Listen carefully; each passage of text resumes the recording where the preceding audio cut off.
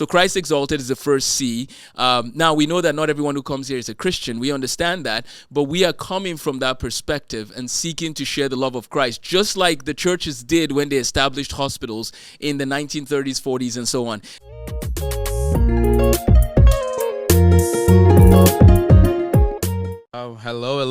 Hello, people out there. This is the podcast that we started, and we're calling it Living Sensibly podcast. Today, we're starting a new series, we're going over the origins, the title of Origins. But first, before we even get to anything, why Origins, Amos? So Elias was thinking about, a good name for a series about the beginnings of the school and just our heart for education. And so he came up with the word Origins, and I thought that's a good place to start. Why do we have a school? Why are we involved in education? What's the long-term goal? Those are some of the issues we'll be addressing in this series. Yeah, I agree. I was just like, at this like a precise moment when I was preparing for this podcast, actually, I was like, why Origins?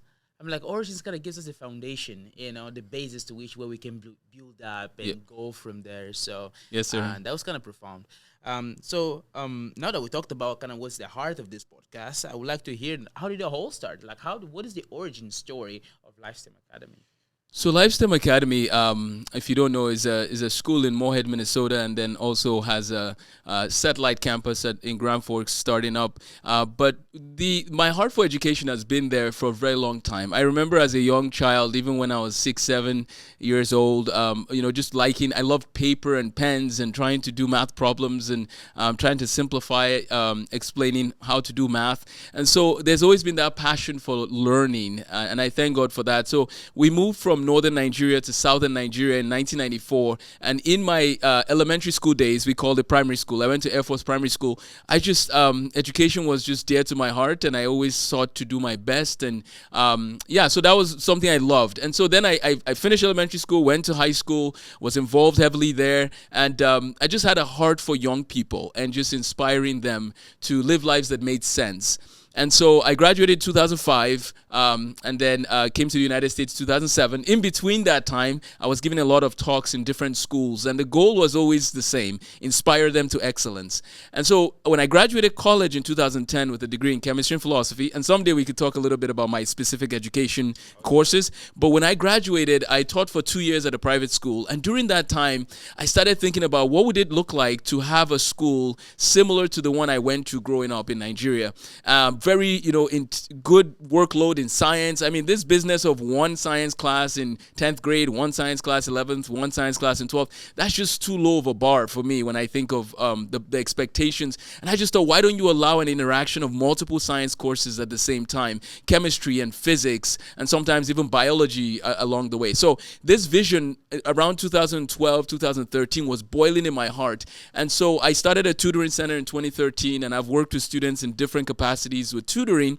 But with tutoring, you're kind of like the add-on. You're not the focus. You're not the thing that can really help that student in certain ways. You're just trying to sometimes help students with homework. And I wanted to do more than that. Now, through the years, it's been boiling in my heart, but I was waiting for the logistics to work out, for the funds to work out, all of that kind of stuff.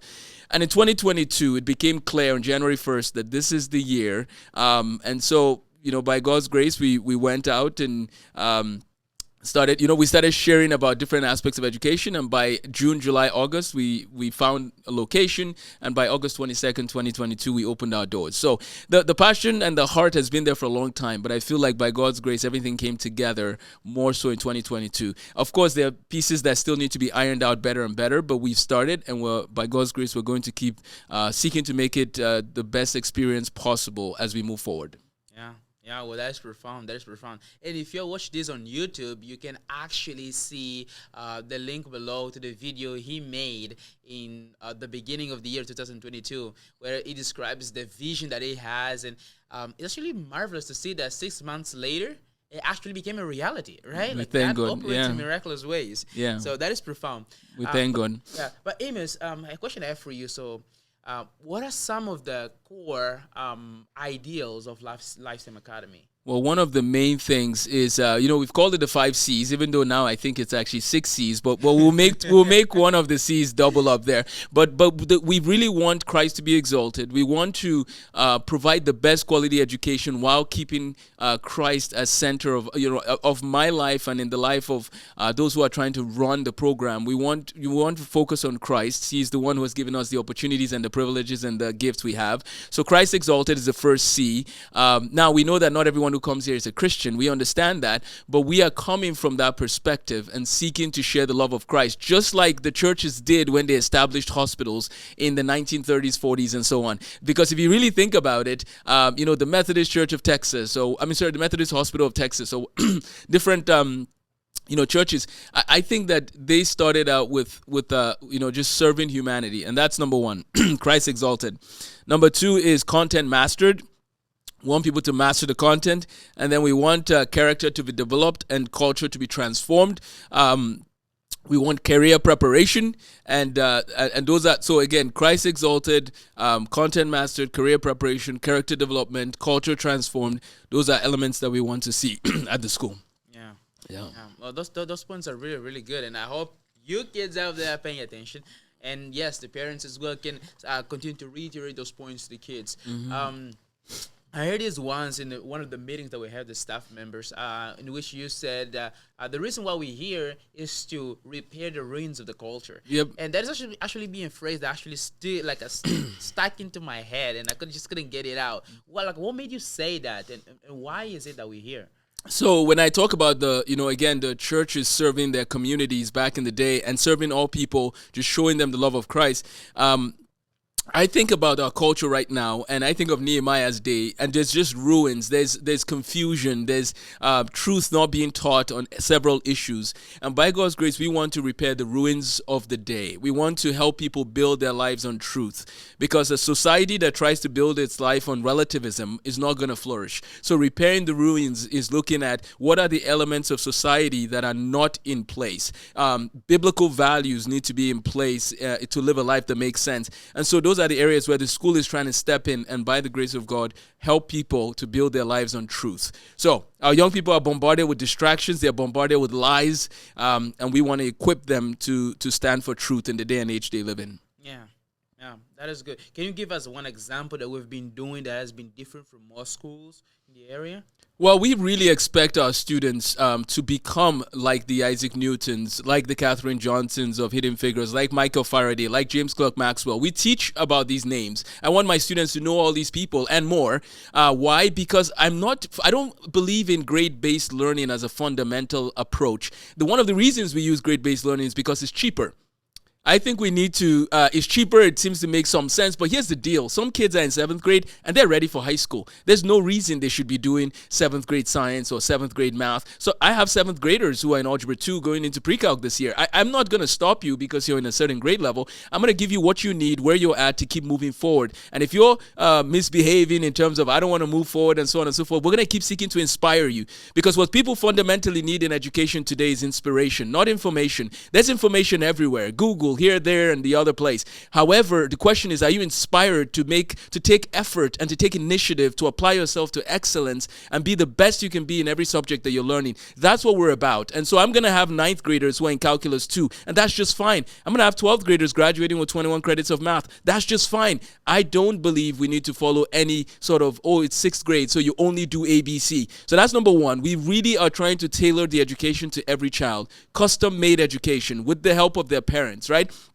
We're partnering with homeschool families, and then we also have some students who are not homeschooled, but we want to work with the families. I email families regularly. How is this going? And they tell me, this child really loves history. Okay, well, let's give them another resource, another project. This child really loves chemistry, and they love physical science. Let's give them both. We have students who are doing chemistry and physical science. We have students who are doing chemistry and physics at the same time. As I said, we're excited. And one other thing we do is we don't really believe in summer off from math. That's the worst idea. idea, especially in America. It's just a terrible idea.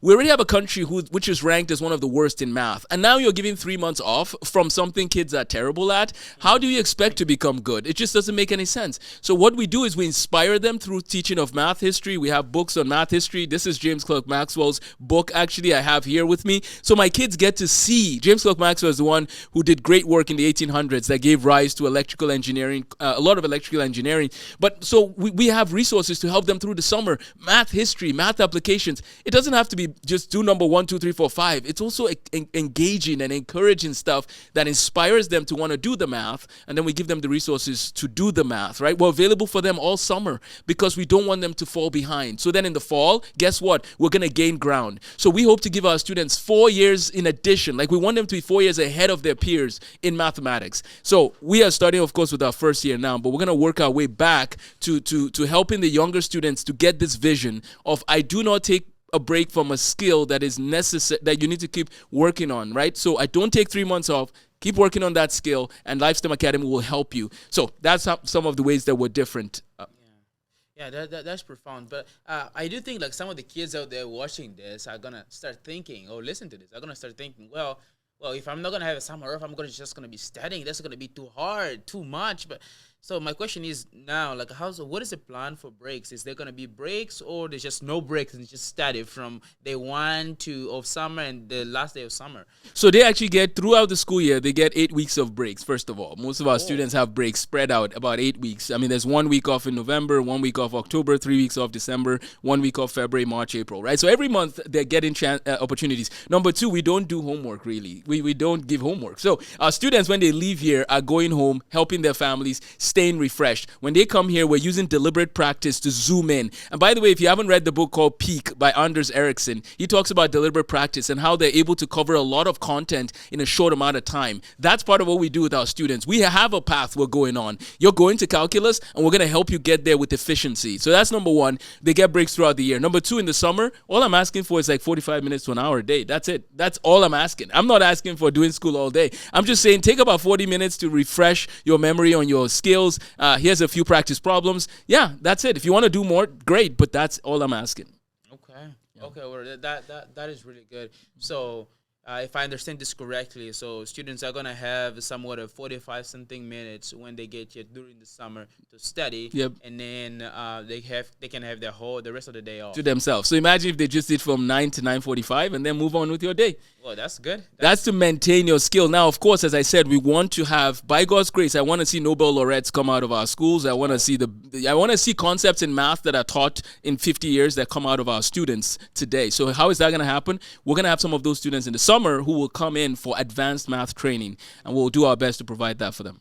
Yeah, well, that's really good. That's really, really good. One of the things that I have also noticed so far is that you do mention a lot of by God's grace. Is there some sort of a connection between the Lifestem Academy and God and religion and Christianity? Yeah. Like, as I said, I am a Christian, and I believe in truth. I believe in God's word, the Bible, and I teach from that perspective. So that's where Lifestem Academy is coming from. I believe, again, you think of Oxford and Cambridge and Harvard, and a lot of schools started with a faith foundation. Unfortunately, a lot of them have moved away from that, but we want to establish that is our premise. Education cannot be neutral. You cannot have a neutral perspective on education, because you have to answer the question of what is a human fundamentally. And I'm saying a human is one who is created in the image of God, and that's why I can expect high things from the human, because I believe they're created in the image of God. So please, for those who think that, can't you just have a high quality education without a faith element? I'm sorry, there is no neutral education. It's either based on circular humanism or it's based on faith in something, and ours is based on faith in Jesus Christ. Yeah, well, that's profound. That's profound. If you didn't know, Amos here is also an apologist. I've listened to him speaking at a church, and it has been fun, getting to know more about how science actually works well with God's design, and how some of the philosophical implications that evolution has actually really fall really, really short. So perhaps we'll get the time. We'll have a time to talk about more of those things. But for today, let's move on to the topic with the topic of origins. Yeah. So since we talked about some of the origins, some of the past, what do you have to say about the future? Where are we headed from here? So by the grace of God, I will be equipping and training and having principals in the Morehead and Grand Forks location. I'll be doing teacher training. And my goal is actually to step back and help with starting STEM academies, live STEM academies. And this is part of an umbrella. The umbrella name for that is the Vision Inspirational STEM Academies. I would love to see schools coming up all around America and the world. In Nigeria, we have a project already happening with Wilberforce Euler Academy. And so we want to basically, I just want to focus on helping schools get started, providing them with education training, and just realizing, helping the schools to realize that we're in a new era when it comes to information delivery, right? Because Google is there. There's information and all that stuff out there. The question now just becomes, how do you inspire students to care? So that's what I'll be hoping to focus my time on. My prayer is that we'll get thousands of schools started all around the world that are focused on helping children develop their talents that God has given them and helping them to flourish, helping them to be who God made them to be. So that's my goal in the future. And so by God's grace, by this fall, we should have 3 schools running. As I said, each one will have their principals, each one will have their teachers, so that, and then there would be someone who, works in the sort of the business side, what you do, right? So Elias works for sort of business management, economics, sort of figuring all those things out, marketing. And so I would love to see more people on your team helping establish these programs, giving it structure and all that needs to be done. And my role, by God's grace, I love starting things. I love getting things off the ground. I love dreaming, and I would love to partner with people who bring in the structure, and I just bring in some of the inspiration, the dreams, and hopefully by God's grace we'll get funded and keep opening schools. So that's my hope. Is we need a new kind of school for this generation, and it's not what we've been doing in the past. A lot of these kids are apathetic, bored out of their minds, and we need something different, and that's what we're providing. We're taking the life of, I think, of Isaac Newton and some of these guys and how they were educated, and we're bringing it to the 21st century to provide the best quality education possible. Yeah, well, that is good. That is really, really good. It's a good answer. But today we're almost out of time here, and I would love to continue this, but we're trying to make each episode very, very meaningful and very, very precise on the topics that we're talking about. So today, this was just an introduction to the topic of origins. We'll have more coming up next week. Perhaps we will dive a little bit more, a little bit deeper into some of the things that Amos just quickly run through it, and you get to know more of how did it all go started. Did he have any doubts when he started all of this? Was it like something clear in a dream? He just dreamed that, hey, I'm gonna start a lifetime academy, maybe.